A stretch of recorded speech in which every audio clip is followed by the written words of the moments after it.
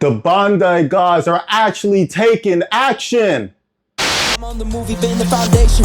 It's time to move. It's time to move. It's time to move. It's time to move. It's time to move. Yeah, it's time to move. It's time to move. It's time to move. It's time to move. It's time to move. It's time to move. It's time to move. Hello everybody, this is R from DJRU and welcome back to the channel. If you haven't already know, we have recently received some news from the Union Arena English producer herself about some potential upcoming changes and currently an overall opinion on the current state of the game.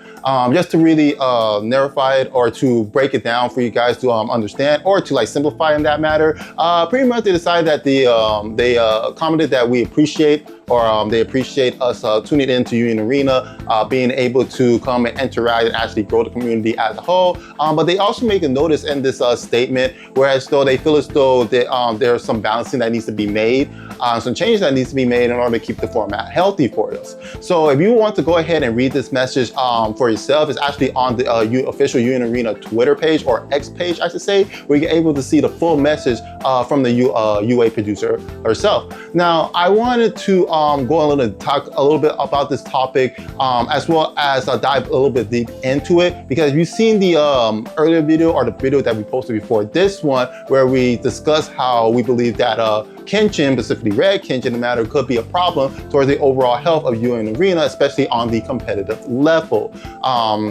Like I said before, there are a lot of opinions going around on what is necessary and what should be required in order to keep the format healthy and keep people interested in it, because as you know, at the end of the day, everybody comes into this game wanting to play their favorite IPs.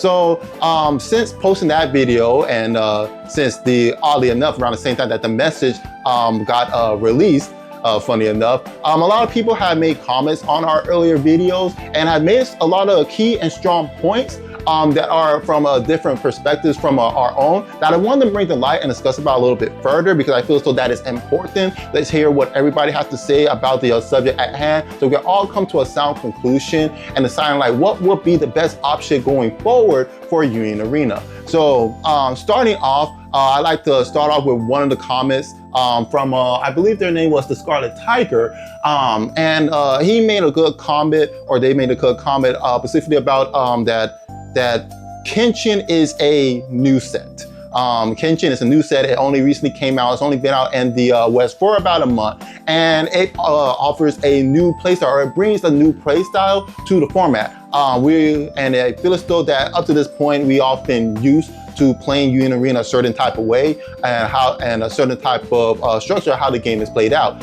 Whereas Kenshin, for example, plays differently from the rest of the decks, with the whole mechanic of pushing things back, disrupting your energy line. The Scarlet Tiger's comment basically brings to light that say, hey, people are probably not used to this style of play. People aren't used to the fact that, hey, I need to play a little bit more reserve on my energy line in order to not be energy starved at the end of the day, to not be able to play my other things, but also still be able to being able to keep my creatures alive so I can bring them back up to the front line and start initiating the style of counterplay.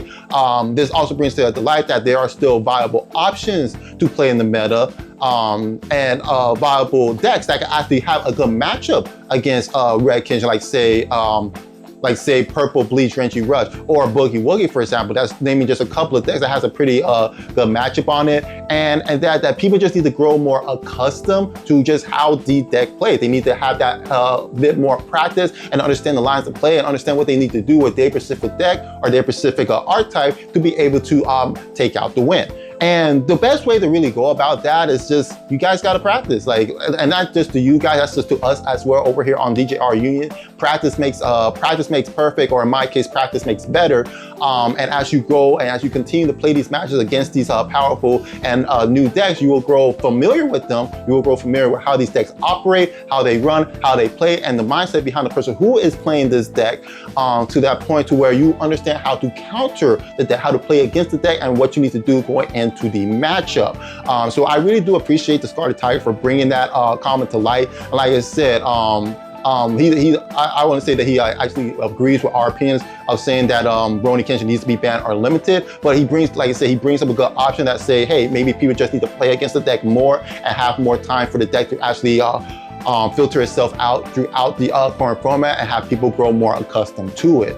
So moving on into the next comment was actually made by Ron, aka Ron the Beast. If you don't know him, he was also playing in the World Regionals and ends up doing pretty good in the regionals or the national regionals events as well, or regionals. Hopefully I said that correctly. But again, a pretty powerful player, also an admin for one of the Facebook community posts and things of that nature. And if you haven't checked that out, he does have a video where he goes head to head with WabbleTCG. So I have a link to that video down in the description below so that we go and check out and see his gameplay straight firsthand. And he also makes a pretty solid point where he normally discusses about, like, say, maybe banning and limiting cards is not the best course of action. And the reason that he brought this opinion to light is because that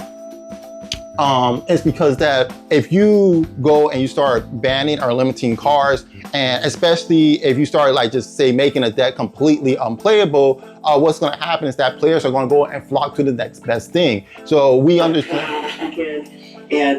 Sorry about that. My radio started to go off because, you know, I set an alarm at certain times. But anywho, like I mentioned before, if you go and you say, like, say ban or limit certain cards and it ends up making the deck completely unviable, what do you think is going to happen is that people are just going to go and navigate to the next popular deck, the next best thing, which in this case will be purple Kenshin, because like one of my friends at the shop, he says it best, you end up start hiyaing people across the freaking map. And you already know, for those of you who know, you know how that's going to play out. And yeah, that's an absolutely true statement, because if you start hitting the best deck in the format, people who want to win and say, I don't care, I'm just gonna play the thing that wins, they're gonna gravitate to the next deck that wins, which in itself, like you said, like he said, it creates a perpetual cycle where you're just constantly doing one thing after the other, doing one thing after the other, doing one thing after the other, and just going round and round and around about a circle without really find any real concrete solution to the mix. So, and like I said, that made me really think a little bit on, like, say, maybe a ban may not be the best course of action depending on the mix, or so maybe a limitation would be more reasonable. Like, say, limited a card like the pseudo double tag kitchen from, like, say 4 of those copies to maybe 2 of those copies, so that way it's not as oppressive as it is now, but still keeping that overall oppressive game plan just a little bit more contained in that matter. But even with that, like I said before, because that kind of leads into a like, say, another comment that was also made on the channel by Gov1Ku, or Gov1Ku, I believe their name is. And I believe, like, this kind of makes the most sense out of all of it, which is to maybe introduce a best of 3. And if you've been watching our videos from the beginning, you know that I here and there make the comment that I like best of 1s. And I mainly like best of 1 because it makes for quick matches. You're not spending like 20 years at like a tournament event where everybody's playing best of 3s, where every game is probably going to the final hour, going down to the wire, things of that nature. Like just know, I'm a busy guy. I come, I do the things, I use the time that I have for it, and I like to up and go, because, you know, so many things going on with life, so we can't, like, I don't really have the time to sit and dedicate to one thing. But that's just me as compared to the community as a whole, where it's like, say, hey, maybe we want to allow more games and allow more sets to be able to further have a full-blown matchup against these types of decks. And a good point that we can add to this, and I like to use this from Magic the Gathering terms, is that Rurouni Kenshin, like I said, red or purple Rurouni Kenshin, they are a game 1 deck. And for those of you who don't know what a game 1 deck is, a game 1 deck is basically a deck that out of a best of 3, the highest probability that deck has to take games is during the first game of the set. So if you're playing, like, say, again, a hyper aggro deck, like, say, Rurouni Kenshin, or a complete oppressive deck, like, say, purple Kenshin as compared to red Kenshin, or even like, for example, Renji Rush, or any type of other rush down decks, these are all game 1 decks that their whole purpose is to end the match quickly and take that first game away. But then you go into the game 2. And thus you are now playing against the game 2 decks, where you have decks like say like Purple Code Geass, like say Specified Slot, or even like say Yellow Bambietta, where they are more control heavy and toolbox heavy decks that revolve around like say slowing down the pace of the match and trying to get you into those turn 6, turn 7, turn 8, into those extended games. So that way you are now entering into the late game and you are entering into their domain where they end up reigning supreme. And these are considered the game 2 decks because in this sense, now you have things like say sideboards, for example, that you're able to implement utility cards that would necessarily not be normally implemented into your main board. You can implement them into the deck afterwards for the game 2 to give you that little bit of extra edge to be able to take upon and win these matchups. Of course, like I said, this option is not without its caveat as well. Like Ron said it best, it heavily, not say heavily, but it extends tournament time. Or it can extend tournament time past the normal limit. I don't remember off the top of my head how long that regional tournaments rounds normally take, but I do know for my locals, those rounds normally take somewhere between around 30-35 minutes. At that, and a lot of UN Arena matches typically end around 10-15 minutes. So maybe a best of 3 could be viable in the sense that, hey, maybe if these matches are able to go quickly, instead of like extending well past the time limit, that it can potentially work. But it's still something that is up to the air and how it really would impact the overall meta of the game and the overall pacing of tournaments to come. So like I said, there are a lot of options and a lot of ways that people go about and a lot of opinions of how people feel about the current meta and what it feels like the necessary actions need to be made in order to create a healthy format. Now, as you know, from what you saw in the earlier video, I made a statement and I tend to be, and as you know, as such, I gotta stay 10 toes down on it, whereas like say, maybe possibly not a ban, but maybe a limitation might be the best, one of the better things that might be possible with helping out the current metagame, the current format. But at the same time, like I said, everybody have different opinions and they have some really good opinions that makes you sit back and think like, maybe that's not a bad option, or maybe, yeah, you have a fair point, and we just need a little bit more time in order to see how these decks are going to play out. Like I said, like you guys already know, we have two more IPs coming into the West in the form of Kaiju number 8 and Yu Yu Hakusho, which will also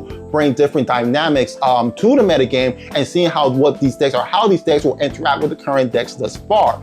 And if we see those decks after they enter the mix and look at the next regional, if the party charts are becoming more like evened out, like say, hey, people are playing their decks more, and we can see that the charts that Rurouni Kenshin is not like as dominant on the charts as they were in the first two these first two regional events with them in the format, then maybe a ban is not necessary, and it's just that people just need to grow acclimated to the style of play that these IPs bring to the table. On the other hand though, and this is something that I need to stand by when I say this, is that if the charts continue to remain the same and you see Rurouni Kenshin taking up 50% of the meta, something has to give. Because at the end of the day, competitive charts shouldn't be looking like how they are from these last two events. Like, I'm sorry, but when you have charts that are looking like that and everybody and their mother is playing the same type of deck because of how overly impressive and over strong there is, that something has to give. Something has to give because like I said, we all came in, we want to play our favorite IPs. There are people who want to play Attack on Titan. There are people who want to play Sword Art Online. There are people who want to play Demon Slayer. And to find out that your favorite IPs and the type of deck you want to play is not viable in the current meta, in the current format, it just creates a level of disappointment where it's like, well, damn, why did I come to this game if I can't play the IP that I want? Now, at the same time, as people love these other IPs, there are people who love Rurouni Kenshin. People like D. D is a huge fan of Rurouni Kenshin.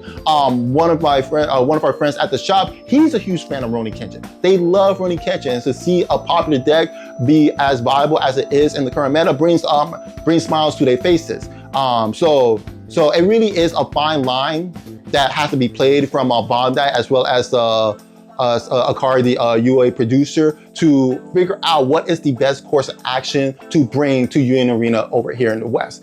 And like I said, it really is open into the air. And like I said, a lot of people had a lot of different opinions, which is why even for this video, guys, you have more opinions that you guys want to discuss and want to bring to the light. Like, don't be a stranger. Go ahead and comment them down below, because we read every comment, or at least we try to read every comment, and we try to respond to them with the best possible answer that we can think of. Because at the end of the day, we want to see what you guys have to say about how things are currently out, or how things currently are here in the West. More like I said, it's always good to have more than one mind looking at a topic, because like I said, you're looking at different perspectives, you're looking at different viabilities, and you're seeing things from other people's point of view to see like, I never would have thought of it that way. And that's the whole point of having a community, and for all of us to be working together as a whole, so we can keep this game alive here in the West. So that's the message that I wanted to bring to y'all today. As always, there's going to be more videos to come, and more explanatory videos to come in the future on how the game continue to evolve over time. Once again, shout outs to all the people in the comment sections for giving us your opinions, even giving us your different opinions from our own, so that way we are able to ask these questions, that these questions can evolve and be discussed with ourselves and with each other to come to a centralized conclusion. So with that being the case, I don't want to hold you guys too much longer. I've been R from DJRU, and I hope you guys have a fantastic day.